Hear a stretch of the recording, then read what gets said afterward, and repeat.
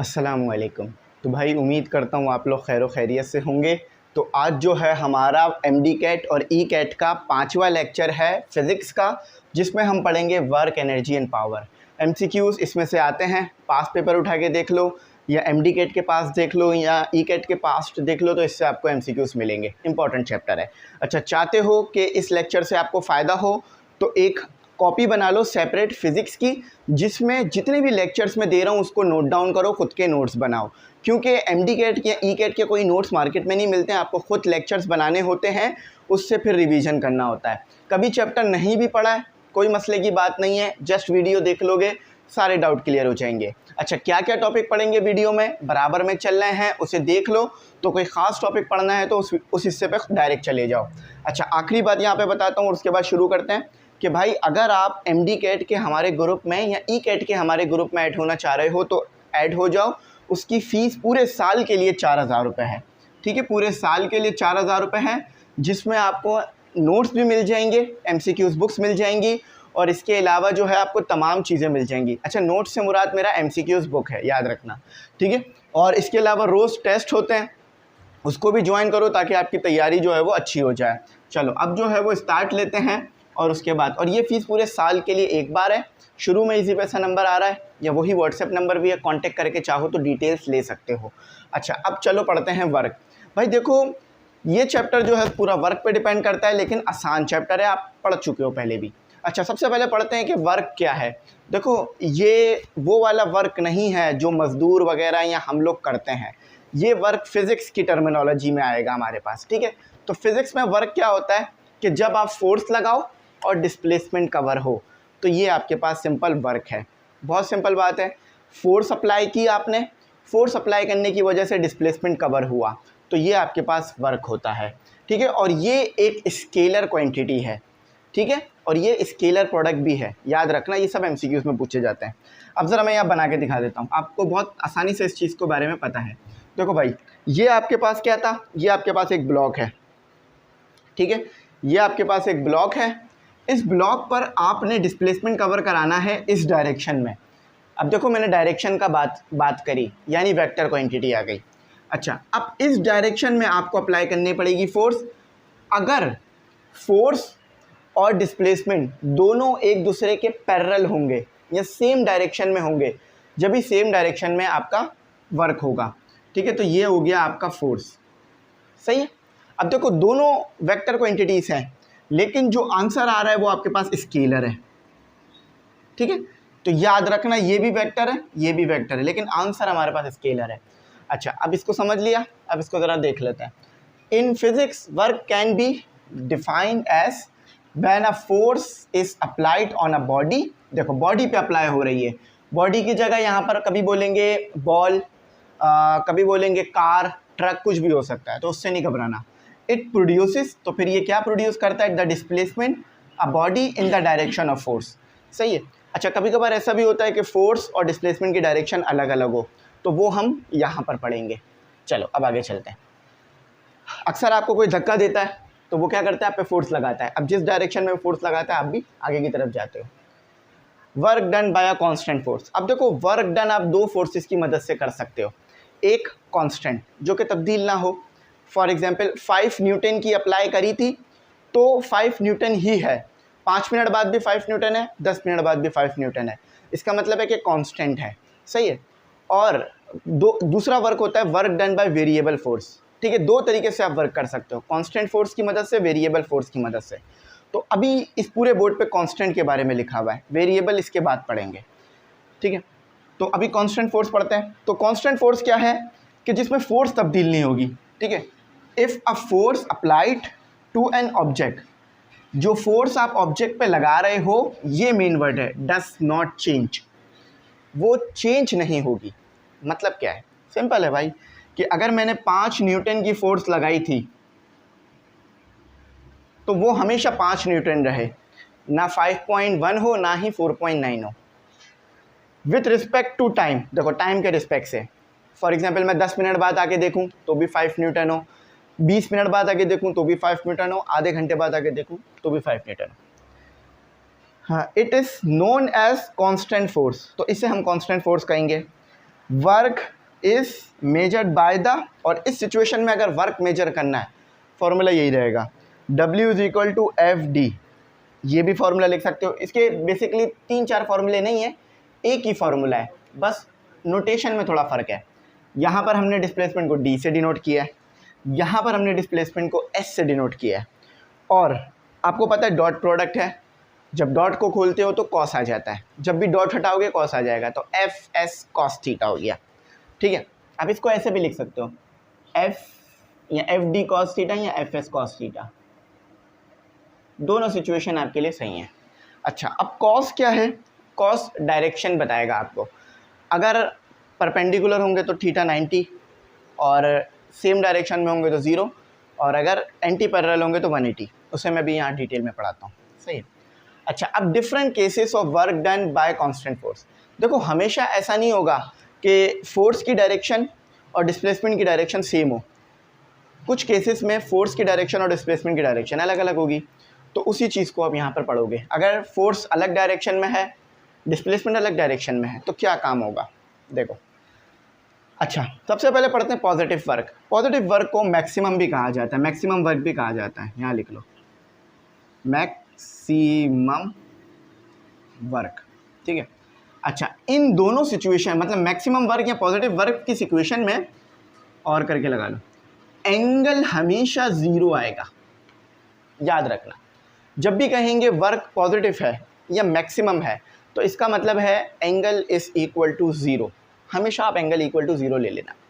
अब आगे आ जाओ, देखो, if force and displacement are in parallel to each other. अब ये होगा कब? जब जिस डायरेक्शन में आप फोर्स अप्लाई कर रहे हो उसी डायरेक्शन में डिस्प्लेसमेंट कवर हो जाए, तो ये आपके पास क्या होगा, ये आपके पास पैरेलल होगा। पैरेलल का मतलब क्या होता है? वैसे तो यहाँ सेम डायरेक्शन भी लिख सकता था मैं, लेकिन पैरेलल का मतलब है ऐसे होना, जिस डायरेक्शन में आपके पास फोर्स है उसी डायरेक्शन में आपके पास डिस्प्लेसमेंट हो, तो ये पैरेलल है एक दूसरे के। To each other as show in figure में बना दूंगा, work done will be positive. बात समझ में आई? ये केसेस याद रखना, ये बहुत फेवरेट है, पूछे जाते हैं। अब ज़रा मैं दिखाता हूँ यहाँ पर हो क्या रहा है। देखो, ये आपके पास है एक ब्लॉक, जिसे हम बेहतर करके बना लेते हैं। ठीक है, ये आपके पास एक ब्लॉक आ गया,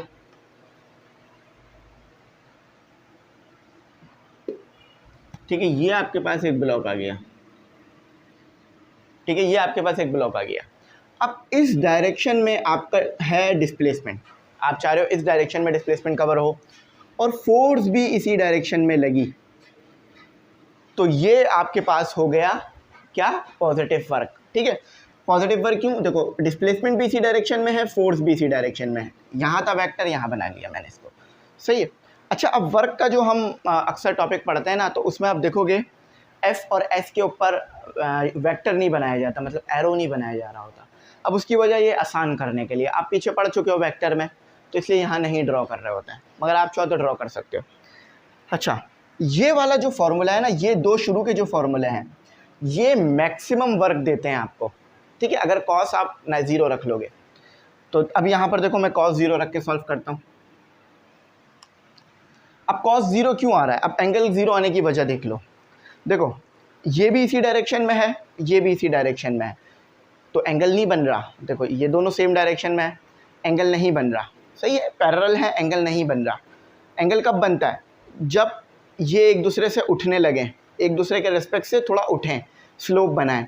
तो देखो, अभी एंगल बन रहा है, क्यों? क्योंकि अब ये पैरेलल नहीं है, एंगल बन गया। अब देखो, अभी भी एंगल बन रहा है 90 का, अब एंगल बन रहा है 180 का। लेकिन अब अगर मैं ऐसे रख दूं एक दूसरे के ऊपर, तो अब एंगल नहीं बन रहा, एंगल 0 है, सही है। तो चलो बच्चों, यहाँ लिखते हैं W is equal to F S cos 0। ठीक है, मैंने कहा था ना, पॉजिटिव वर्क में एंगल हमेशा 0 होगा। तो ये भी बात याद रखना कि कॉस 0 ऑलवेज 1 होता है। आप पढ़ चुके हो, डिग्री में चेक करना, रेडियन में नहीं, ये डिग्री में रखा है मैंने। ठीक है, रेडियन होता तो पाई लगा हुआ होता उसके साथ, तो एफ एस। अच्छा, याद रखना, डिग्री हो या रेडियन, 0 ही होता है, ये भी याद रखो। तो ये आ गया मैक्सिमम, यानी जो भी आप फोर्स लगाओगे, जो भी आप डिस्प्लेसमेंट लगाओगे, वो दोनों आपस में प्रोडक्ट हो जाएंगे और वर्क आ जाएगा। लेकिन अगर एंगल 0 के अलावा होगा तो मैक्सिमम नहीं होगा। क्यों? क्योंकि देखो, 0 के अलावा अगर वैल्यू आ रही है एंगल की, तो वो क्या करेगा, वो आपके इस प्रोडक्ट के साथ मल्टीप्लाई होगा। यानी अगर इस cos 50 निकाल लो फॉर एग्जांपल, cos 50 आपके पास कोई एक वैल्यू आएगी, वो वैल्यू जब आपके fs के साथ मल्टीप्लाई होगी ना तो वो fs की वैल्यू को कम कर देगी, तो इसीलिए वहाँ मैक्सिमम नहीं होगा, मैक्सिमम जस्ट ज़ीरो पे ही मिलेगा हमेशा। अच्छा, ज़ीरो वर्क और मिनिमम वर्क, ठीक है, इसको आप प्यार से मिनिमम भी कहते हो, मिनिमम वर्क, ठीक है, ज़ीरो वर्क और मिनिमम वर्क। अब ज़ीरो वर्क और मिनिमम वर्क में हमेशा होगा कि एंगल आपके पास 90 का होगा, ऑलवेज यू हैव एंगल 90। चलो करके दिखाता हूँ। अब आप बोलोगे सर ज़ीरो पे तो यहाँ एंगल 90 होना चाहिए, लेकिन ऐसा नहीं है। कॉस जो है वो ज़ीरो पे अलग बिहेव करता है, 90 पे अलग बिहेव करता है, ठीक है। तो एंगल ऑलवेज इक्वल टू 90 होगा। अब देखो यहाँ पर लिखा हुआ भी है, when a force and displacement are perpendicular to each other. Perpendicular का मतलब क्या है, डिस्प्लेसमेंट आप चाह रहे थे इस डायरेक्शन में कवर हो, लेकिन आप फोर्स ऊपर की तरफ लगा रहे हो, तो जब आप इस तरह से करोगे तो क्या आप इस डायरेक्शन में वर्क कर पाओगे? नहीं, आप तो ऊपर की डायरेक्शन में वर्क करोगे। फॉर एग्जांपल समझो मेरी बात, मैं ये यहाँ सीधा खड़ा हुआ हूँ, अब मैं चाहता हूँ कि मैं इस तरफ जाऊँ, लेकिन कोई मुझे फोर्स ऊपर की तरफ लगाए, तो मैं उस तरफ तो कभी भी नहीं जा सकता, मैं तो ऊपर की तरफ जाऊँगा, तो डिस्प्लेसमेंट तो ऊपर की तरफ कवर होगा, लेफ्ट वर्ड राइट वर्ड तो कवर, लेफ्ट वर्ड तो कवर नहीं होगा, या प्ले बटन की तरफ तो कवर नहीं होगा ना। तो इसका मतलब है कि यहाँ पर आप ज़ीरो वर्क कर रहे हो, इस डायरेक्शन में तो आप वर्क ही नहीं कर पा रहे हो। सही है, देख भी सकते हो, आपको समझ भी आ रही बात। अच्छा, आप ज़रा इसको लिख के भी देखते हैं। फॉर्मूला ये रहा, इसमें एंगल मैंने बताया हमेशा 90 रहता है। अब देखो यहाँ पर इस तरह से इसकी डायग्राम है, आप इस डायरेक्शन में डिस्प्लेसमेंट चाह रहे थे, ठीक है, मगर आप फोर्स इस डायरेक्शन में अप्लाई करके बैठे हुए हो। जब भी तो वेक्टर और स्केलर में फ़र्क पढ़ाया जाता है। तो जब आपने फोर्स ऊपर की तरफ अप्लाई करी तो एंगल क्या बना, यहाँ पर एंगल इक्वल टू 90 बना, 90 डिग्री बना। तो 90 cos 90 इक्वल टू 0, आप कैलकुलेटर से भी देख लो, cos 90 इक्वल टू 0। तो जब यही 0 मल्टीप्लाई होगा, W is equal to F S cos 90, तो cos 90 equal to 0 F S, और आपको पता है ये सब आपस में मल्टीप्लाई हो रहे थे, तो W इक्वल टू 0। सही है, ये आपके पास है मिनिमम वर्क हमेशा। अच्छा, वर्क का यूनिट आपको पता है, मुझे बताने की ज़रूरत नहीं है। यूनिट जो है इसका आपके पास जाउल है, ये भी पूछ लिया जाता है, लेकिन बहुत कम, समझ लो इसके 0% ही चांस होते हैं पूछने के, इतना कम। अच्छा, क्योंकि भाई सबको पता है ये जाउल ही होता है हमारे पास। हाँ, डायमेंशन वगैरह पूछनी जाए तो अलग बात है, तो उसके लिए यूनिट आना चाहिए। और अगर खोल के लिखना चाहो तो खोल के ये ऐसे लिखा जाएगा, न्यूटन मीटर। लेकिन बहुत सारी जगह पे आपको ऑलवेज जाउल ही लिखा हुआ मिलेगा। न्यूटन मीटर एमसीक्यूज़ के लिए पूछ लिया जाता है, इस तरह पूछ लिया जाता है कि जाउल है, जाउल किसके बराबर होता है, newton metre. Newton due to force और मीटर ड्यू टू डिस्प्लेसमेंट। अब आते हैं आगे, नेगेटिव वर्क। देखो नेगेटिव का क्या होता है कि आपको इस तरफ जाना था, लेकिन आप फोर्स इस डायरेक्शन में लगा रहे हो, तो आप उस तरफ जाओगे, तो इस तरह नेगेटिव हो जाएगा। सही है, देखो आपको किस तरफ जाना था, कैप जो है वो डायरेक्शन बता रहा है, आपको इस तरफ जाना था, मगर आप फोर्स इस डायरेक्शन में अप्लाई कर रहे हो, तो उस तरफ तो नहीं जाओगे, इस तरफ जाओगे, तो इसका मतलब है कि आप नेगेटिव जा रहे हो, आपको पॉजिटिव जाना है। फॉर एग्जांपल आप चाहते थे कि आपकी सैलरी बढ़े मगर कम हो गई, तो नेगेटिव हो गई ना, तो ये बात है।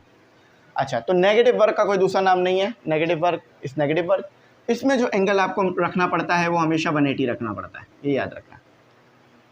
अच्छा, अब इसको करके दिखा देता हूँ। देखो ये आपके पास आ गया, डिस्प्लेसमेंट आप चाह रहे थे उस डायरेक्शन में कवर करें, ठीक है, लेकिन आपने इस डायरेक्शन में फोर्स लगा दी, तो अब यहाँ जो एंगल बन रहा है, एक लाइन पर जो एंगल बनता है ना, याद रखना हमेशा, जब भी आपके पास एक लाइन हो और उस पर जो भी एंगल बनेगा वो 180 बनेगा, ठीक है, क्योंकि ये हाफ ऑफ सर्कल होता है।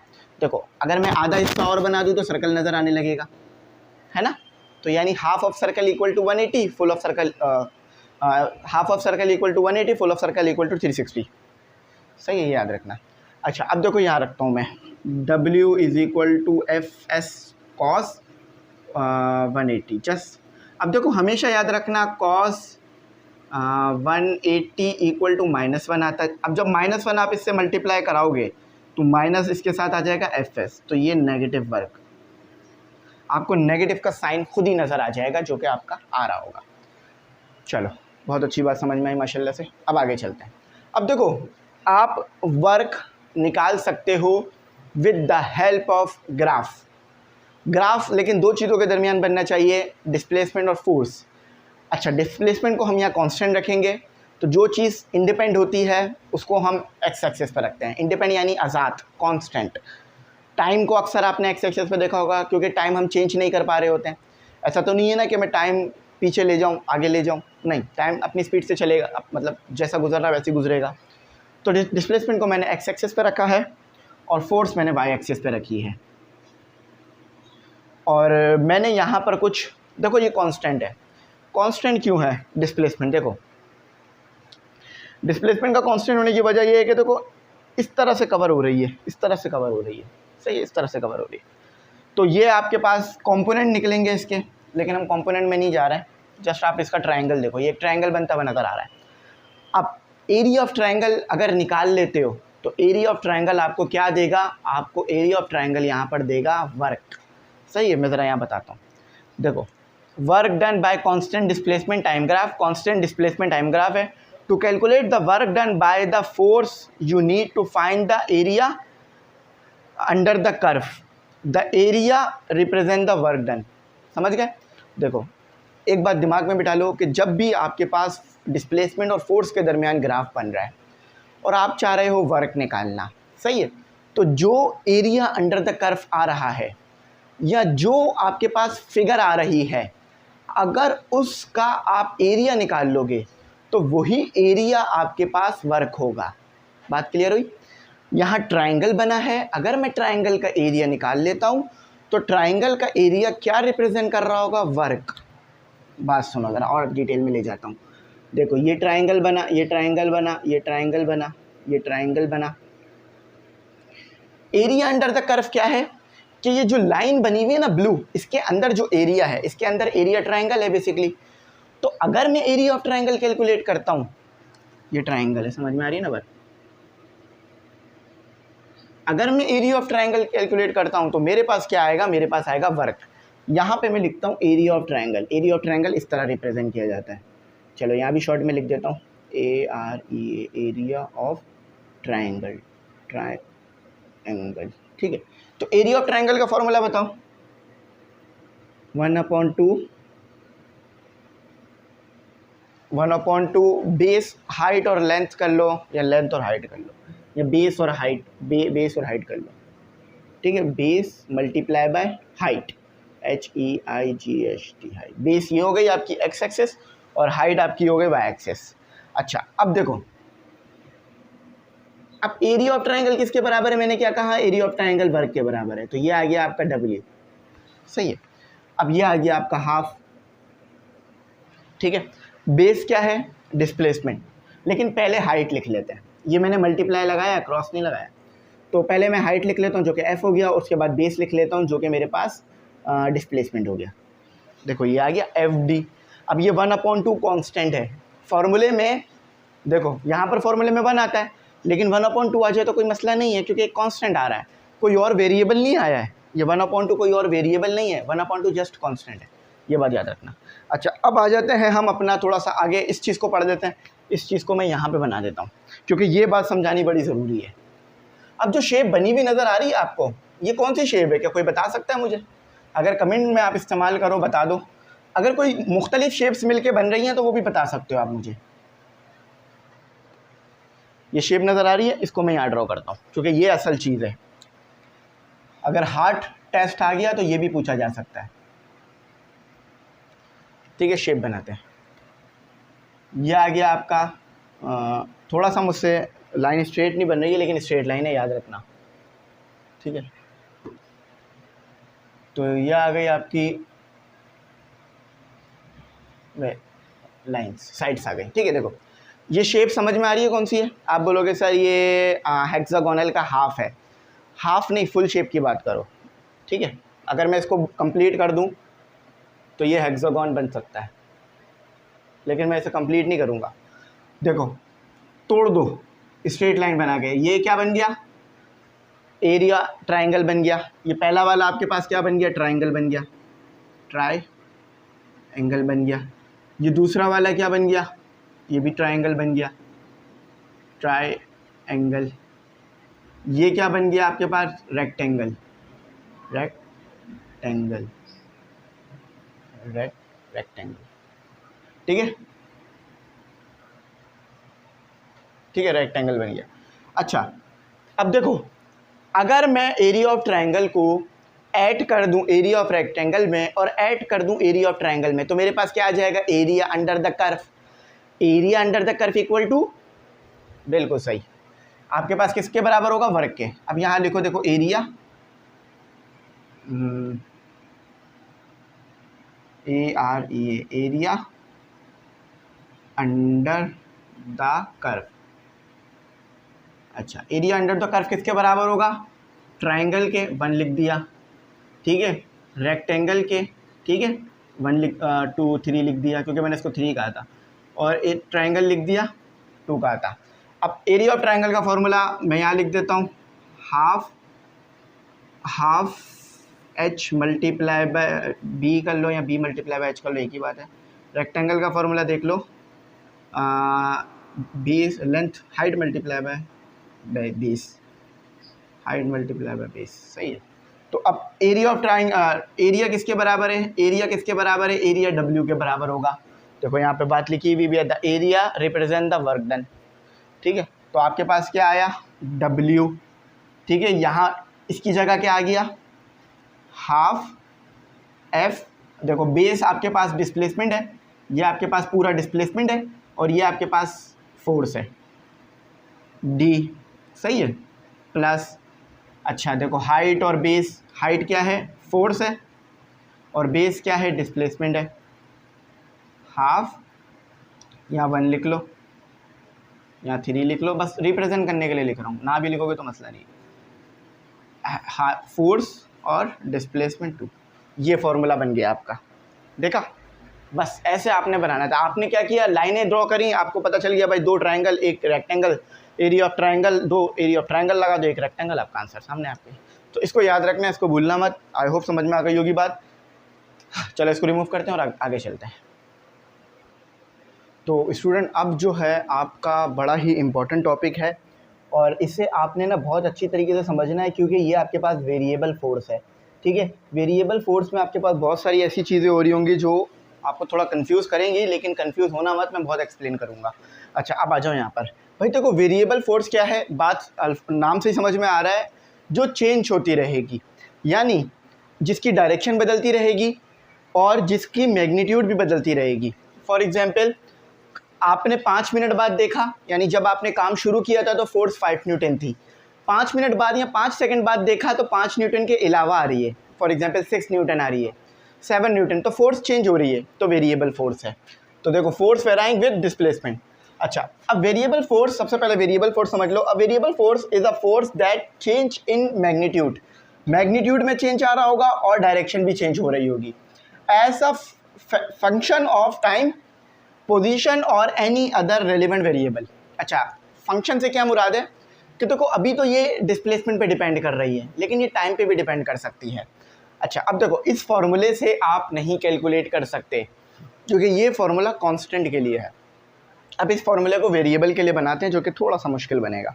अब देखो होता क्या है, फॉर एग्जाम्पल आप यहाँ पर थे, आपकी फोर्स इस डायरेक्शन में थी, डिस्प्लेसमेंट आपका इस डायरेक्शन, थोड़ा सा बना लेते सही करके, डिस्प्लेसमेंट आपका जो है वो इस डायरेक्शन में कवर हो रहा था, डिस्प्लेसमेंट आपका इस डायरेक्शन में कवर हो रहा था, तो एंगल ये बन रहा था, है ना। लेकिन आपको ए से बी जाना है। अब आप जब इस पॉइंट पर आए, इस पॉइंट पर आए, तो आपकी फोर्स इस तरफ आ रही है और डायरेक्शन आपकी इस तरफ कवर हो रही है। तो देखा फोर्स की डायरेक्शन तब्दील हो गई, फोर्स की डायरेक्शन तब्दील हो गई। तो या डायरेक्शन तब्दील हो या मैग्नीट्यूड तब्दील हो, तो दोनों सिचुएशन में वेरिएबल है फोर्स। अब क्या करना है, अब स्ट्रेट लाइन तो बन नहीं रही, क्योंकि ये फॉर्मूला तो कांस्टेंट के लिए था, यानी जब स्ट्रेट लाइन आ रही हो। तो अब देखो अब हम क्या करेंगे, अब हम इसको उठा के ले जाएंगे ग्राफ में। क्या करेंगे, ग्राफ में। अच्छा डायरेक्ट फॉर्मूला अगर मैं लिखूं तो ऐसे बनेगा, delta W is equal to F, ठीक है, डेल्टा X, इस तरह से। अच्छा उसके बाद आएगा अब ये फॉर्मूला कैसे आ रहा है मैं बता रहा हूँ, टेंशन नहीं लो। अब उसके बाद आपके पास आ जाएगा यहाँ पर एफ डेल्टा एक्स, ठीक है, और आई से शुरू होगा और एन तक जाएगा और यहाँ पर आई आएगा आपके पास। अब हो क्या रहा है, अब ज़रा यहाँ देखो, देखो मेरे पास ये एक स्ट्रेट लाइन नहीं है ना, लेकिन अगर मैं इसे छोटे छोटे हिस्सों में तोड़ दूँ स्ट्रेट हो जाएगी, फिर तो मैं कैलकुलेट कर सकता हूँ आराम से, और जो छोटे छोटे स्ट्रेट आएंगे उनको मैं ऐड कर दूंगा आखिर में।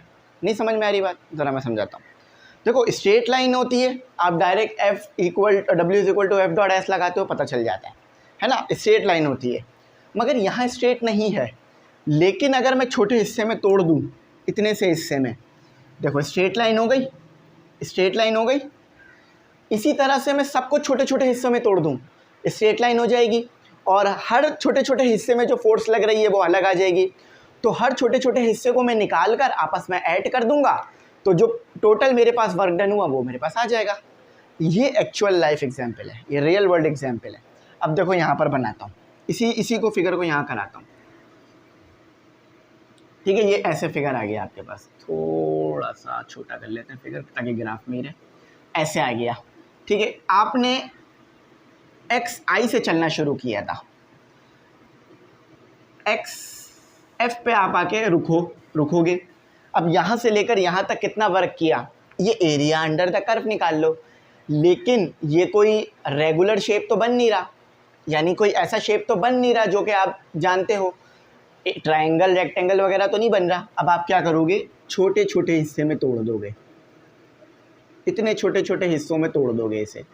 अब देखा रेक्टेंगल बनना शुरू हो गया है। अब यहाँ से लेकर यहाँ तक देखो, ये छोटा वाला जो हिस्सा मैंने तोड़ा है ये रेक्टेंगल बन गया, तो ये छोटे छोटे हिस्सों में तोड़ दो, ये रेक्टेंगल बनना शुरू हो जाएगा। अब बहुत सारे रेक्टेंगल बनेंगे इसी तरह से, छोटे छोटे, ये तो फिर भी मैं बड़े बना रहा हूँ, लेकिन इससे भी छोटे छोटे हिस्सों में तोड़ा जाता है। इसके लिए इंटीग्रेशन भी यूज़ की जाती है, मगर इंटीग्रेशन आप पढ़ोगे इंटर में, जो कि मैंने शुरू भी करानी है जल्दी, डेरिवेटिव चल रहा है अभी हमारा, ठीक है। ये लो, जो छोटे छोटे हिस्सों में तोड़ा।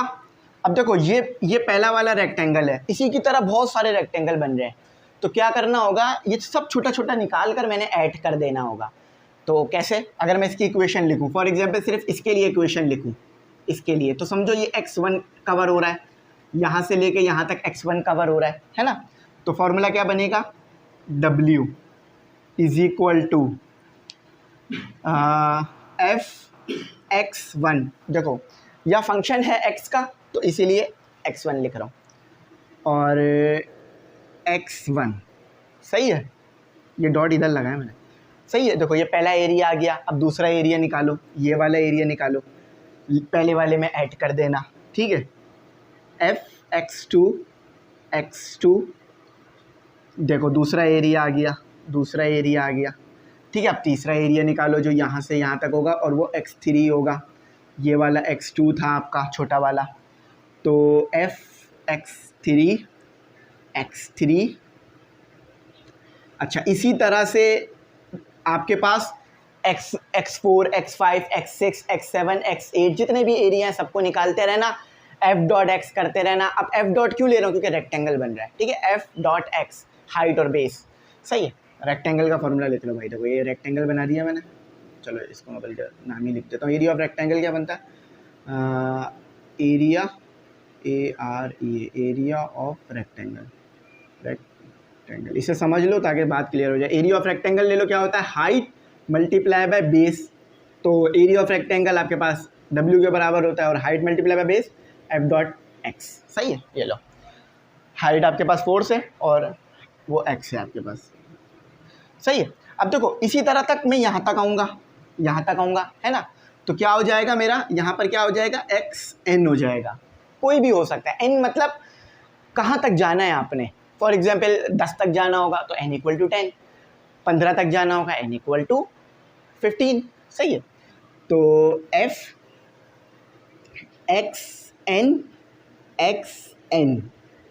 सही है, ये लो, ये फॉर्मूला आ गया। अब ऐसे लिखने में मज़ा नहीं आ रहा है ना, थोड़ा बड़ा बड़ा लग रहा है फॉर्मूला, अजीब सा लग रहा है, ऐसा लग रहा है कोई बात मज़े ये वाली नहीं आई। अच्छा एक चीज़ यहाँ और ऐड कर लो, मैंने यहाँ डेल्टा नहीं लगाया, लेकिन आप चाहो तो यहाँ डेल्टा लगा सकते हो, ठीक है। थोड़ा सा मैं एडजस्ट कर देता हूँ क्योंकि मैंने इसे क्योंकि डेल्टा क्यों लगा रहे हैं, डेल्टा लगाने की वजह ये स्मॉल एरिया बहुत छोटा है, अगर छोटा है तो डेल्टा लगा लो तो ज़्यादा अच्छा होगा एन, ठीक है। ये लो, बाकी तो अल्हम्दुलिल्लाह। अब देखो क्या हो रहा है, समीशन का यूज़ हो सकता है। समीशन क्या करता है कि बहुत सारे 1 2 3 4 5 इस तरह से जो चल रहे हों उसको बंद करके लिख देता है समीशन, ठीक है। याद है ना समीशन, देखो मैं यहाँ समीशन में लिखता हूँ तो अब आ जाएगा।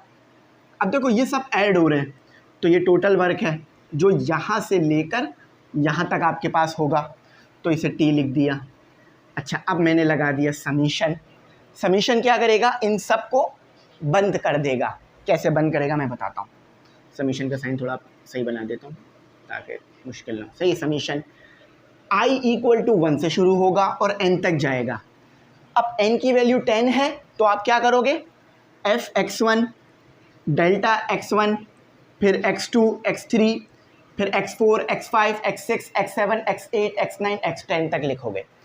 n की वैल्यू अगर 3 है तो आप यहाँ से लेकर यहाँ तक लिखोगे, f(x1) delta x1 plus f(x2) delta x2 plus f(x3) delta x3। बात क्लैरिटी में आ गई। तो f(x)i का मतलब क्या है, यहाँ पर 1 से शुरू करना और फिर ऐड करते जाना, 1 2 3 करके ऐड करते जाना। फिर क्या आएगा, डेल्टा xi, ये भी बना लो। ये हो गया आपके पास फॉर्मूला। इंटीग्रेशन भी यूज़ हो सकती है, मगर इंटीग्रेशन पढ़ा ही नहीं है इसलिए समीशन की रिस्पेक्ट से करा रहे हैं। इंटीग्रेशन में बहुत आसान हो जाता है। बस इंटीग्रेशन में आपने क्या करना होता है, w = xi, x f तक जाना हो, xi है ना, और x f तक जाना है, फोर्स dx। इस तरह से आपका काम पूरा हो जाता है। लेकिन इंटीग्रेशन पढ़ी नहीं है इसलिए डेरिवेटिव यहाँ पर समीशन लग रहा है। अच्छा देखो f, अब इसको खोलना कैसे है, समीशन में बंद करना तो सिखा दिया, खोलना कैसे है। f(x1) i की जगह x1 आ गया और xi की जगह x1 आ गया, ये चीज़ आ गई। अब ऐड करा देना, समीशन है तो ऐड करा देना। अब इसी को दोबारा लिखना, लेकिन f(x2) डेल्टा x2, सही है। फिर ऐड कर देना, फिर लिखना दोबारा इसी को, f(x3) डेल्टा x3। अब तो कितना आसान है। अच्छा अब डॉट हटाओगे तो कॉस भी लग सकता है, कॉस थीटा। क्लियरिटी में आ गई, उतार लो इसे, सही है, बड़ा ज़बरदस्त समझा दिया मैंने। अच्छा अब और कुछ रह गया है, हो गया था बाकी तो ये चीज़ लिखी थी, याद आ गई। अच्छा अब देखो यहाँ पर मैंने फंक्शन लिया था x का, लेकिन यहाँ इसे फंक्शन नहीं बनाया मैंने, तो इसीलिए जस्ट f लिखा हुआ है। अगर यहाँ भी फंक्शन बनाऊँगा तो ये भी x हो जाएगा। समीशन थोड़ा साफ बना देता हूँ आपके लिए मैं, सही है। अब आओ आगे चलते हैं। काइनेटिक एनर्जी ज़रूरत तो नहीं है लेकिन फिर भी समझाते हैं। भाई देखो जब कोई बॉडी मोशन कर रही होती है उसके पास एक एनर्जी होती है, वो काइनेटिक एनर्जी होती है। और इसी एनर्जी की वजह से अगर आप किसी चीज़ से टकराते हो तो फिर आपकी जो एनर्जी है वो दूसरे में ट्रांसफ़र हो जाती है। कैसे, फॉर एग्ज़ाम्पल मैं आके दीवार से टकराऊँ तो दीवार भी हिलने लगेगी। वैसे मैं इतना ताकतवर तो नहीं हूँ लेकिन फिर भी वाइब्रेशन तो होगी, तो एनर्जी ट्रांसफ़र हुई। तो मेरे पास क्या था, काइनेटिक एनर्जी थी। The energy possessed by a body by virtue of its motion. देखो मोशन जब कर रहे होगे तो ही होगी, क्योंकि देखो इसमें v है ना, अगर v 0 है तो ये तो होगी ही नहीं, तो मोशन ज़रूरी है। रेस्ट में ये नहीं होती, और अगर होती भी है तो ज़ीरो होती है। वैसे तो नहीं है लेकिन ज़ीरो होती है। फार्मूला है ये, तो जिसने कभी फिज़िक्स की बुक खोली भी हो तो उसे ये फार्मूला तो याद होता है। दो फार्मूले हमेशा याद होंगे अगर किसी बच्चे ने फिज़िक्स की बुक खोली भी है, F = ma और काइनेटिक एनर्जी = ½ mv²। तो काइनेटिक एनर्जी = ½ mv², ये मास और वेलोसिटी। पोटेंशियल एनर्जी, देखो पोटेंशियल एनर्जी काइनेटिक एनर्जी का पढ़ दिया ना मैंने, हाँ। पोटेंशियल एनर्जी कब आती है, जब भी आप किसी फील्ड के अगेंस्ट वर्क करते हो। फील्ड क्या है, बेसिकली फोर्स। जब भी आप किसी फोर्स के अगेंस्ट वर्क करते हो तो आपके पास एक एनर्जी स्टोर हो जाती है बॉडी में, वो पोटेंशियल एनर्जी है। फॉर एग्जाम्पल देखो मेरे सामने फ़ैन लगा हुआ है, मैं फ़ैन के अगेंस्ट वर्क कर रहा हूँ, ठीक है। तो पंखा क्या कर रहा है, मुझे दूर फेंकने की कोशिश, बहुत बड़ा फ़ैन लगा हुआ है, बहुत बड़ा। फ़ैन क्या कर रहा है, मुझे दूर फेंकने की कोशिश कर रहा है, लेकिन मैं फिर भी मेहनत करके फ़ैन के करीब जा रहा हूँ। तो इसका मतलब क्या है, मैं किसी फील्ड के अगेंस्ट वर्क कर रहा हूँ। और ये फील्ड कौन सी है, ये विंड फील्ड है, विंड एनर्जी है। तो मेरे अंदर एक एनर्जी स्टोर हो जाएगी क्योंकि मैं उसके करीब चला जाऊँगा। अब जब मैं अपने आप को रिलीज़ करूँगा या रिलैक्स करूँगा तो उस हवा की वजह से मैं दूर चला जाऊँगा। तो एनर्जी का स्टोर हो जाना बॉडी में, ये पोटेंशियल एनर्जी है। और अच्छा समझाता हूँ, यहाँ पर ये बात बहुत अच्छी समझ में आएगी यहाँ पर, क्योंकि ये देखो mgh और ऊपर भी mgh ही लिखा हुआ है। अच्छा, ये जो mgh है ना, ये ग्रेविटेशनल पोटेंशियल एनर्जी है। अब ये कब आती है? जब आप ज़मीन से ऊपर जाते हो ना, तो आप क्या करते हो? फील्ड के अगेंस्ट वर्क करते हो। कैसे? ज़रा देखो, आप ये ज़मीन पे थे, कहते हैं ना हवाओं में मत उड़ो, ज़मीन पे थे, आप ज़मीन से थोड़ा ऊपर चले गए, ठीक है। अब आप जब यहाँ पर थे तो आपका जो वेट था और जो नॉर्मल था वो एक दूसरे को बैलेंस किया हुआ था। लेकिन जब आप ऊपर चले गए, अब आप पर क्या हो गया? आपने ऊपर जाने के लिए एक फील्ड के अगेंस्ट वर्क किया। कौन सी फील्ड? ये एक फील्ड थी। वो कौन सी फील्ड थी? वो एक ग्रेविटेशनल फील्ड थी, ठीक है। मैं पूरा लिख नहीं सकता, मेरे पास जगह नहीं है। ग्रेविटेशनल फील्ड, ठीक है। आपने एक ग्रेविटेशनल फील्ड के अगेंस्ट वर्क किया। देखो, आपने यहाँ वर्क किया, आपने वर्क किया, किस फील्ड के अगेंस्ट वर्क किया? Gravitational field. तो अब जब आप यहाँ पे आके रुक गए तो आपको महसूस होगा कि आप कोई चीज़ आपको नीचे खींच रही है। जिस भी चीज़ की मदद से आप ऊपर गए थे, अगर वो चीज़ टूट गई तो आप फ़ौरन ज़मीन पे आके गिरोगे। क्यों? क्योंकि आप में एनर्जी स्टोर हो चुकी थी। अब आपको वर्क नहीं करना पड़ेगा नीचे आने के लिए, जो एनर्जी स्टोर हुई थी वो आपको नीचे ले आएगी। सही है, समझ में आया? अगर आप, ये इलेक्ट्रॉन में भी यही हो रहा होता है। अगर एक इलेक्ट्रॉन है, उसको आप पॉजिटिव चार्ज के करीब ले जाओ तो क्या होता है कि वो एक फील्ड के अगेंस्ट वर्क करता है। वो फील्ड होती है इलेक्ट्रोस्टैटिक फील्ड। तो फिर जैसे ही आप पॉजिटिव चार्ज पे ले जाके इलेक्ट्रॉन को छोड़ते हो, इलेक्ट्रॉन दूर चला जाता है। मतलब नेगेटिव चार्ज, यहाँ पॉजिटिव चार्ज हो गया तो वो तो अट्रैक्ट हो जाएगा, तो नेगेटिव चार्ज बोलो। एक इलेक्ट्रॉन है और दूसरे चार्ज को, यानी नेगेटिव चार्ज को मैं आपस में करीब ले आया, तो आपको ये फिनोमेना देखने के लिए मिलेगा। सही है। अब देखो लिखा हुआ क्या है, when work is done on a body against any field. Any field का मतलब है कोई भी फील्ड हो सकती है। Wind field, gravitational field, electrostatic field, और बहुत सारी फील्ड होती हैं आपके पास, मैग्नेटिक फील्ड, इसके अलावा बहुत सारी फील्ड होती हैं, अभी मुझे यही याद है। And energy is store in a body called gravitational field. समझ गए? इस सिचुएशन में एनर्जी स्टोर होगी। चलो मैं थोड़ा और समझाता हूँ। समझो यहाँ पर एक ग्रेविटेशनल फील्ड है, ठीक है। यहाँ पर एक ग्रेविटेशनल फील्ड है। अब मैं, ये जो है वो नीचे की तरफ खींच रही है हर चीज़ को। अब मैं यूँ दूर आ गया तो अब एक चीज़ है जो मुझे आगे खींच रही है, लेकिन मेरे अंदर एक एनर्जी स्टोर हो गई है। वो कौन सी है? Potential energy. जैसे ही मैं अपने आप को रिलीज़ करूँगा, मैं फ़ौरन इधर जाके चिपकूँगा। उसकी वजह यह है कि मेरे अंदर एक एनर्जी थी जो मुझे बोर्ड पे ले आई। चलो, अच्छा, work done again gravitational field. अब ये करके भी दिखाता हूँ मैं आपको। देखो, एक बंदा, एक बॉल थी, ठीक है, एक बॉल थी। बॉल को आप, बॉल पर लग रहा था नॉर्मल और वेट, ठीक है। ज़मीन पे थी तो दोनों बैलेंस थे, मगर आप बॉल को इधर उठा के ले आए।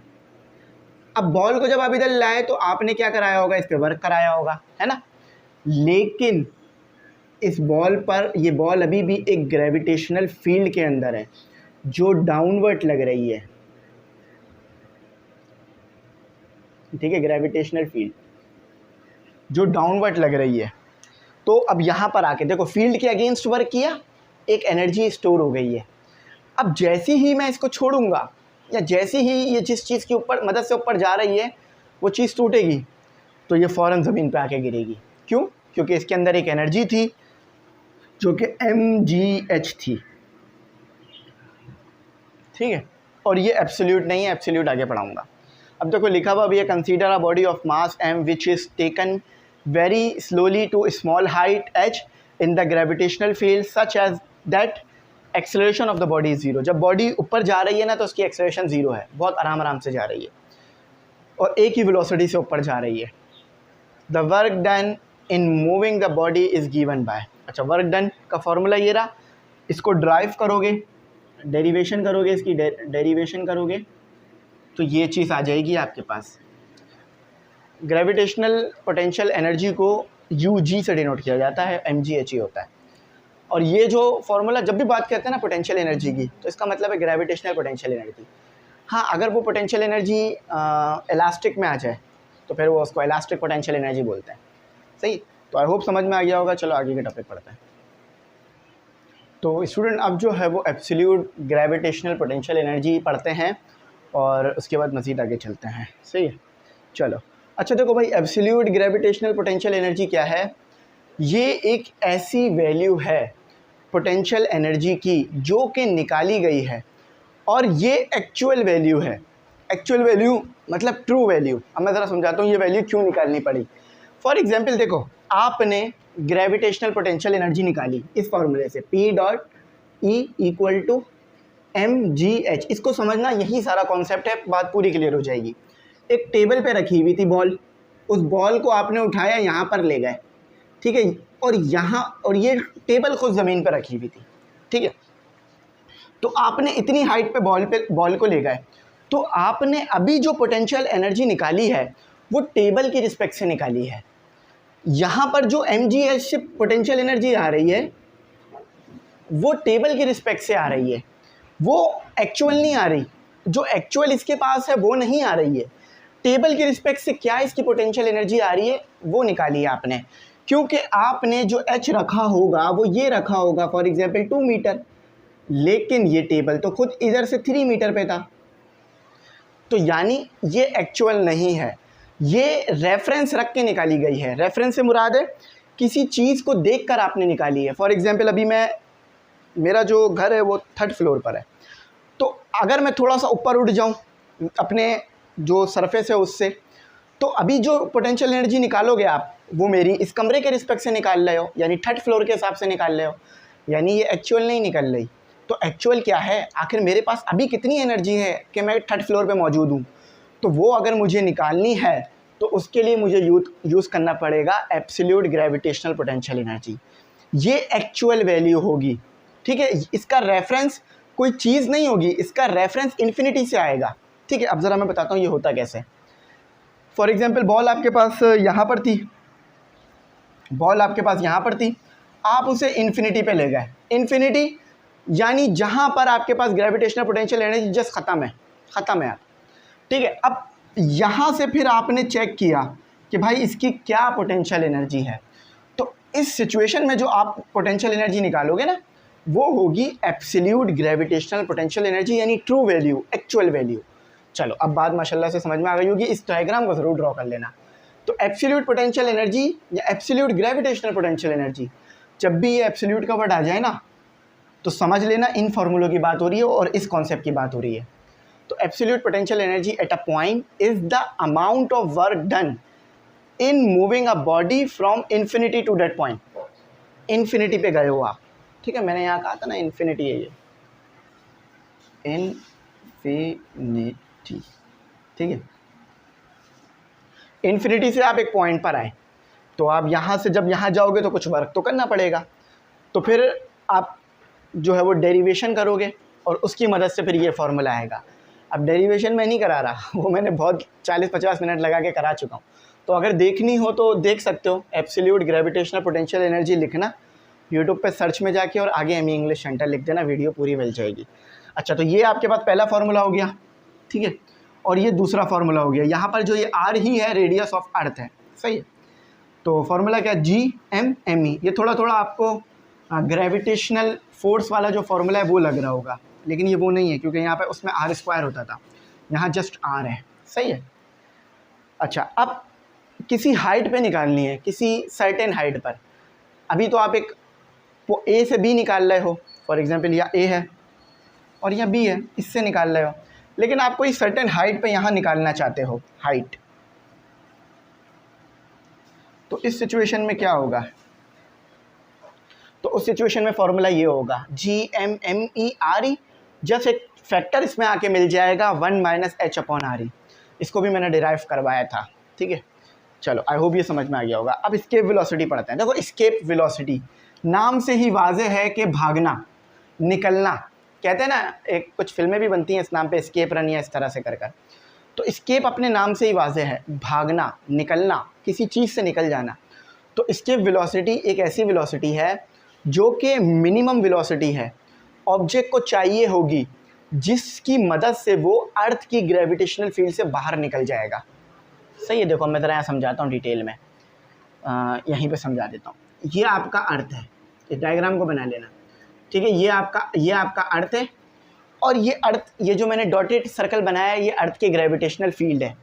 अब यहाँ से आप एक इंसान को ड्रॉप करते हो, आप चाहते हो ग्रेविटेशनल फील्ड से ये बाहर निकल जाए, तो कितनी वेलोसिटी इसके पास होनी चाहिए? इसके पास इसके वेलोसिटी जितना अमाउंट होना चाहिए।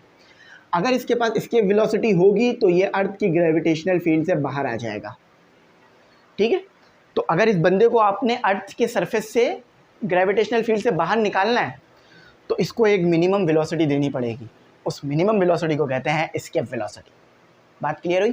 तो एस्केप वेलोसिटी वो मिनिमम वेलोसिटी है जो कि आपको चाहिए या आपके रॉकेट को चाहिए ताकि वो अर्थ की ग्रेविटेशनल फील्ड से बाहर निकल जाए, क्योंकि ग्रेविटेशनल फील्ड आपको कोशिश करेगी सरफेस के करीब रखने की, लेकिन अगर आपके पास इतनी ज़्यादा वेलोसिटी होगी कि आप अर्थ की ग्रेविटेशनल फील्ड भी काम नहीं कर पाएगी, तो फिर आप अर्थ के सरफेस से निकल जाओगे। काम कर रही होगी लेकिन कम कर रही होगी, ये आपको रोक नहीं पाएगी। वो कहते हैं ना, किसी के अगर कैच से आपको निकलना है तो आपको काम करना पड़ता है, तो यहाँ भी वही काम है। तो देखो, minimum velocity with which the body has to be projected, वो मिनिमम वेलोसिटी जो कि आपको बॉडी को देनी है और प्रोजेक्ट करना है, यानी इसको एक हाइट पे रख के देना होगा आपको, वर्टिकली अप, ऊपर की तरफ, फ्रॉम द सरफेस, अर्थ के सरफेस से, ऑफ द अर्थ और एनी प्लेनेट, कोई और प्लेनेट भी हो सकता है। अच्छा, escape velocity planet to planet vary करेगी। अर्थ पे ये वेलोसिटी अलग होगी, मार्स पे अलग, जुपिटर पे अलग, और सेप्च्यून या दूसरे जो प्लैनेट्स हैं अलग, ठीक है। So that it just cross the gravitational field. इस वेलोसिटी से अगर किसी चीज़ को प्रोजेक्ट करोगे हाइट पर तो ग्रेविटेशनल फील्ड से चीज़ बाहर निकल जाएगी। ऑफ द अर्थ, अर्थ है तो अर्थ से, और of the any planet, never return on its own, और वापस नहीं आए। मतलब मैं इतनी वेलोसिटी दूं इस बंदे को कि ये अर्थ की ग्रेविटेशनल फील्ड से बाहर ही निकल जाए, तो वो जो वेलोसिटी मैं दूंगा वो होगी एस्केप वेलोसिटी। और एस्केप वेलोसिटी एक थ्रेशोल्ड वेलोसिटी है, मतलब अगर इस अमाउंट से कम वेलोसिटी हुई तो चीज़ वापस सरफेस पे आके गिर सकती है। फॉर एग्जांपल, मैंने एक रॉकेट फायर किया और उस रॉकेट की स्पीड इतनी नहीं हुई, फॉर एग्जांपल 10 हुई, तो वो कुछ ऊपर तक तो जाएगा हाइट तक, मगर अर्थ के सरफेस से बाहर नहीं जा पाएगा, वापस अर्थ पे आगे, अर्थ की ग्रेविटेशनल फील्ड से बाहर नहीं जा पाएगा, वापस अर्थ पे आके गिर जाएगा और एक धमाका होगा। अर्थ पे गिरेगा तो धमाका ही होगा। ये इसका फॉर्मूला है, ये वी लिखा है मैंने, ठीक है। ES एस्केप वेलोसिटी के लिए, होल रेडिकल 2GR। अब इसको अगर G जो है वो ग्रेविटेशनल फील्ड है, R रेडियस ऑफ अर्थ रख लेना, अर्थ के लिए निकाल लो तो इसे R ही कर लेना। तो इसको कैलकुलेट करोगे तो ये वैल्यू आएगी 11.2 किलोमीटर पर सेकेंड। ये किलोमीटर है, मीटर नहीं है, ठीक है। देख लो कितना ज़्यादा है, हर सेकंड में 11 किलोमीटर, कितना बड़ा नंबर है। हर सेकंड में 11 किलोमीटर कवर हो रहे हैं। आपकी जो ट्रेन चलती है ना पाकिस्तान में, तो 120 किलोमीटर पर आवर, एक घंटे में 120 किलोमीटर कवर करती है, लेकिन ये सेकंड लिखा हुआ है। सेकंड 11 किलोमीटर एक सेकंड में कवर होना चाहिए, बल्कि इससे भी ज़्यादा है, 11.2। तो जब भी रॉकेट देखा होगा आपने, जब फायर होता है तो कितना ज़्यादा फोर्स लगाता है, अगर करीब तर भी कोई खड़ा हुआ हो तो झुलस के ख़त्म हो जाए। अब पावर देखते हैं। The rate of doing work is called power.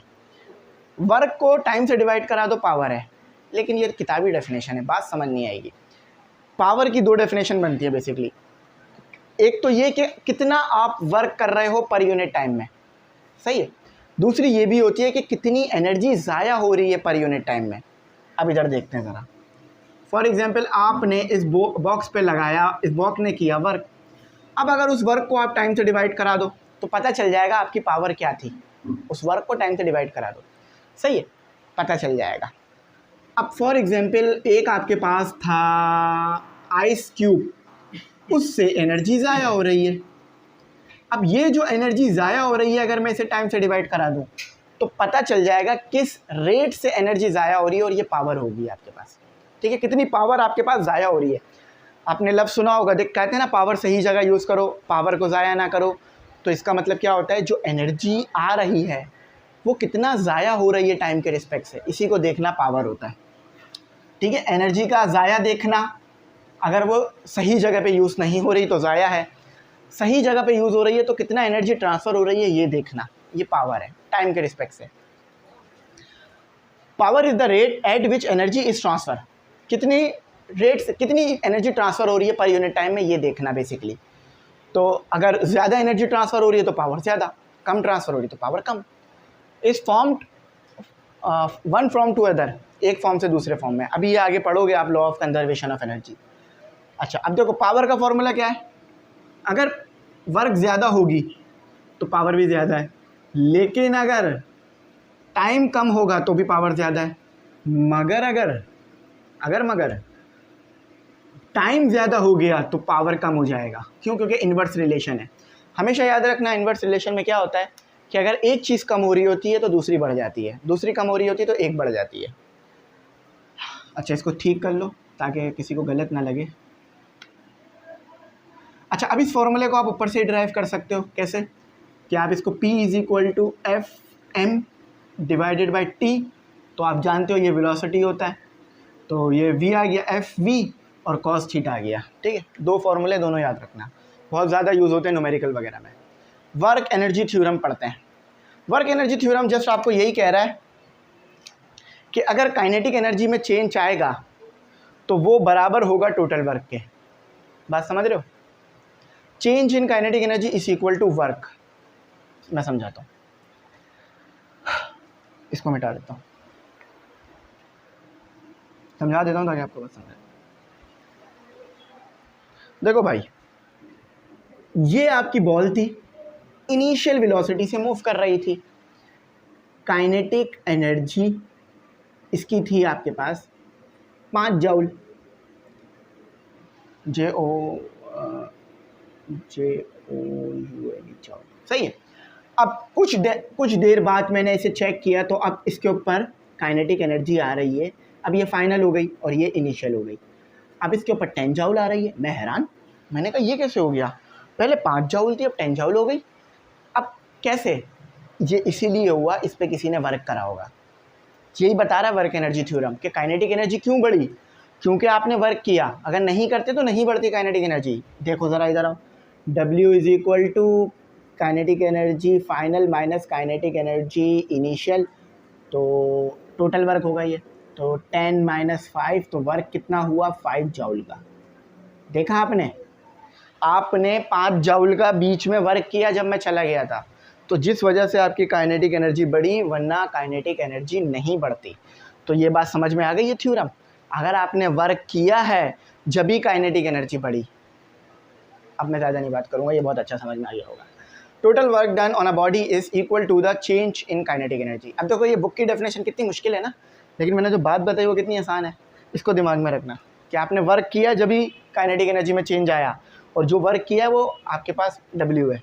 चलो अब ये हो गया। अब आखिरी टॉपिक पढ़ते हैं, law of conservation of energy.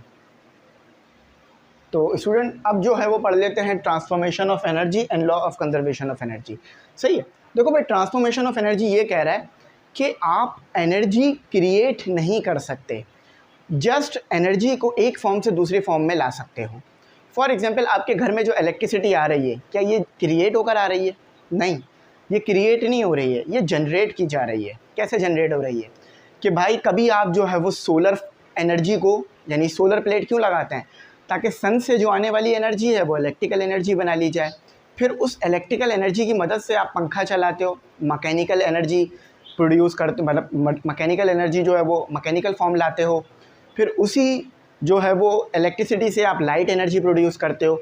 ठीक है, ये सब कर रहे होते हो। प्रोड्यूस से मुराद है जस्ट फॉर्म तब्दील कर रहे हो, आप पैदा नहीं कर पा रहे हो यहाँ पर एनर्जी को। सही है। अच्छा, अब इसी तरह से थर्मल एनर्जी, थर्मल एनर्जी की मदद से आप अपना खाना जो है वो पका लेते हो। ठीक है, एनर्जी को एक फॉर्म से दूसरी फॉर्म में कन्वर्ट कर रहे हो, जस्ट एनर्जी पैदा नहीं कर पा रहे हो। ऐसा नहीं है कि भाई कहीं से खुद ब खुद जो है वो गर्माहट निकलना शुरू हो गई, नहीं, कोई ना कोई रिएक्शन हो रहा होगा पीछे, जब ही ऐसा हो रहा है। तो चलो अब आगे समझते हैं। Energy can neither be created nor be destroy, it can only be transform from one form to another. एक फॉर्म से दूसरी फॉर्म में आ जाती है, transform from one form to another. For example देखो, ये आपके पास है सन, सन पड़ा आपकी सोलर प्लेट पे और इसने आपको दी इलेक्ट्रिसिटी, ठीक है, और आपका जो बल्ब था वो ग्लो कर गया, ठीक है। ये आया आप सोलर एनर्जी, ये आपका सन है, ये सोलर प्लेट है आपकी। तो देखो सोलर प्लेट ने एनर्जी पैदा नहीं की, बस क्या किया, सोलर एनर्जी का इस्तेमाल कर कर इलेक्ट्रिसिटी। और सोलर प्लेट के अंदर लगे होते हैं डायोड। डायोड आप आगे इलेक्ट्रॉनिक्स में पढ़ोगे डिटेल में जाके, ठीक है, सेकेंड ईयर में आपके पास डायोड होंगे। अच्छा, अब law of conservation of energy देखते हैं। देखो law of conservation of energy भी यही बात है कि एनर्जी एक फॉर्म से दूसरी फॉर्म में जा रही होती है, पैदा नहीं हो रही होती। आओ इस चीज़ को करके दिखाता हूँ। देखो भाई आप ग्राउंड पे थे, ठीक है, अब इस ग्राउंड पे काइनेटिक एनर्जी क्या होगी, ठीक है, अभी रेस्ट में हो तो काइनेटिक एनर्जी भी ज़ीरो है, पोटेंशियल एनर्जी भी ज़ीरो है क्योंकि रेस्ट में हो। आपने वर्क कराना शुरू किया, आपने वर्क कराना शुरू किया, इस पॉइंट पर आके रुके, ठीक है, इस पॉइंट पर जब आके रुके तो इस पॉइंट पर जब इस पॉइंट पर आके आप रुके तो आपने देखा, देखो यहाँ पर आके अभी फाइनल नहीं है, अभी हम और ऊपर भी जाएंगे, लेकिन इस पॉइंट पर आके आप रुके तो इस पॉइंट पर आपके पास एनर्जी क्या थी, पोटेंशियल एनर्जी भी थी। क्यों? क्योंकि देखो आप एक फील्ड के अगेंस्ट वर्क कर रहे हो, और फील्ड कौन सी है, ग्रेविटेशनल फील्ड, और प्लस आपके पास काइनेटिक एनर्जी भी थी। आप ऊपर अभी भी जा रहे हो, काइनेटिक एनर्जी इसलिए है क्योंकि अभी भी आप जा रहे हो, ठीक है। अब यहाँ पर आ गए, लेकिन यहाँ आके रुक गए हो, यहाँ आकर रुक गए। तो जब यहाँ पर मैंने चेक किया, यहाँ पर जो मेरे पास एनर्जी आ रही है वो सिर्फ पोटेंशियल है, काइनेटिक नहीं है, क्योंकि काइनेटिक ज़ीरो हो गई। अब आप बोलोगे सर काइनेटिक तो ख़त्म हो गई। ख़त्म इसलिए हो गई क्योंकि यहाँ पर आके मैं रेस्ट में हो गया।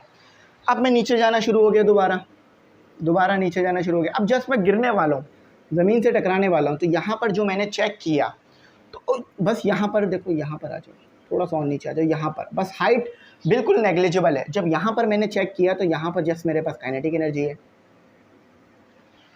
तो आप देख रहे हो क्या हो रहा है, कभी kinetic energy potential, potential energy kinetic बन रही है, लेकिन ये ट्रांसफॉर्मेशन चल रही है यहाँ पर, ठीक है। एनर्जी क्रिएट नहीं हो रही, ट्रांसफॉर्म हो रही है।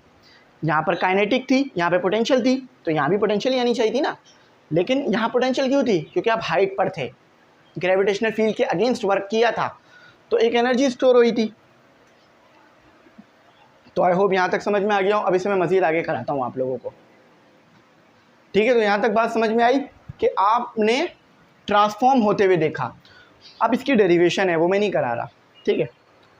अब ये ऐसा पॉइंट था कि यहाँ पे काइनेटिक भी थी, पोटेंशियल भी थी। क्यों? क्योंकि देखो यहाँ पर आके मैंने चेक किया कि एनर्जी क्या आ रही है। अब देखो यहाँ हाइट भी है और ऑब्जेक्ट ऊपर भी जा रहा है, रुका नहीं है। यहाँ पर रेस्ट में नहीं लेना ऑब्जेक्ट को, बीच में यहाँ पर जो है रेस्ट में नहीं लेना, इस डी पॉइंट पर ऑब्जेक्ट को रेस्ट में नहीं लेना। ए में रेस्ट में है और बी में रेस्ट में है, लेकिन डी पॉइंट पे रेस्ट में नहीं है, डी पे मोशन हो रहा है। लेकिन जस्ट मैंने यहाँ पर चेक किया है कि एनर्जी क्या आ रही है। तो जब मैंने चेक किया तो मुझे पता चल रहा है कि काइनेटिक भी आ रही है, पोटेंशियल भी आ रही है, दोनों को ऐड करके टोटल एनर्जी आ रही है, ठीक है। तो ये फार्मूला आपके पास आ गया। तो यहाँ पे लिखा हुआ भी है, consider a body of mass m, ये बॉडी है जो मास m है इसका, और ये रखी हुई है पॉइंट ग्राउंड पर एट सर्टेन हाइट। ग्राउंड पर रखी हुई है, ग्राउंड से मैं सर्टेन हाइट पर ले गया इसको। तो जब मैं इसको हाइट पे लेके गया तो मैंने इसमें कुछ फिनोमिना होता हुआ देखा। मैंने देखा कि भाई जब मैं ग्राउंड पे रेस्ट में था तो मेरे पास ना काइनेटिक थी ना पोटेंशियल थी, लेकिन जब मैं डी पॉइंट पर आया तो मैंने चेक किया तो पोटेंशियल एनर्जी भी आ रही है, काइनेटिक भी आ रही है, और मैं वर्क भी करा रहा हूँ इस पर, ठीक है, याद रखना। अब जब मैं बी पे आया तो सिर्फ पोटेंशियल एनर्जी थी। अब जब मैं बी से नीचे गया, ए से जस्ट मैंने ऊपर देखा, ए से जस्ट ऊपर, बट टकराने वाली है बॉडी, टकराई नहीं है। तो उस वक्त जब मुझे पता चला कि इसके पास अब सिर्फ काइनेटिक एनर्जी है, पोटेंशियल नहीं है, क्योंकि हाइट ज़ीरो हो चुकी है। यहाँ पे हाइट क्या है, ज़ीरो, ठीक है। तो देखो ये बातें याद रखना, जो मैंने लिखवाया है उस सब को नोट डाउन ज़रूर कर लेना। अगर कॉपी में जो भी मैंने लिखवाया है उसे नोट डाउन नहीं करोगे ना तो आपको लेक्चर का फ़ायदा नहीं हो पाएगा, ठीक है। एक और छोटी सी बात मैं आपको बता दूं कि यहाँ पर हमारा ये चैप्टर कंप्लीट हो गया। अब आगे टॉपिक नहीं है, आगे नया टॉपिक शुरू होगा, फ्लूइड स्टैटिक और फ्लूइड डायनेमिक्स। मैं यहाँ पर ये कहूँगा भाई अच्छे खासे MCQs इन चैप्टरों से भी आते हैं, तो नोट्स बनाकर ग्रुप में मुझे ज़रूर भेज देना, मैं चेक कर लूँगा आपके नोट्स कैसे बने हुए हैं, ठीक है। उसके बाद आज ही मैं कोशिश करूँगा कि आपसे इस चैप्टर का मैं टेस्ट ले लूँ जैसी ही ये लेक्चर रिकॉर्ड अपलोड हो। अगर आप ग्रुप में ऐड होना चाह रहे हो कि भाई आपके पास ग्रुप नहीं है, आप क्या करोगे, आप कैसे लेक्चर दोगे, टेस्ट कैसे दोगे, तो कोई मसला नहीं है। ग्रुप की फ़ीस है 4,500 रुपये, ठीक है, पूरे साल के लिए। इजी पैसा नंबर स्टार्ट में आया होगा, उस पर आप फ़ीस पे कर सकते हो, ग्रुप में ऐड हो जाओ। ग्रुप में आपको टेस्ट मिलेंगे, लाइव क्लासें भी शुरू होने वाली हैं, तमाम चीज़ें मिलेंगी, तो आपके लिए बड़ी आसानी हो जाएगी तैयारी करने में। हम MCQs बुक भी दे रहे हैं। ये फ़ीस पूरे साल के लिए, महीने की नहीं है भाई, टेंशन नहीं लेना। तो जस्ट एक फ़ीस में आपको सारी चीज़ें मिल जाएंगी। कुछ ना समझ में आया हो, आप कुछ डिटेल्स लेना चाहते हो, तो व्हाट्सएप नंबर स्टार्ट में आया होगा वीडियो के, उसी पे कांटेक्ट करके पूछ लो, ठीक है। ग्रुप की डिटेल्स भी ले लो, बात भी कर सकते हो, पूछ भी सकते हो। अगर कुछ और पूछना हो तो आप पूछ सकते हो, ठीक है। उम्मीद है टॉपिक मैंने काफ़ी डिटेल में ले जाके समझाया। एक और छोटी सी बात कि भाई अगर कोई बात समझ ना आई हो या कुछ रह गया हो तो पूछ लेना, मैं गाइड कर दूँगा। Thanks for watching. अल्लाह हाफ़िज़। अपनी कीमती दुआ में ज़रूर याद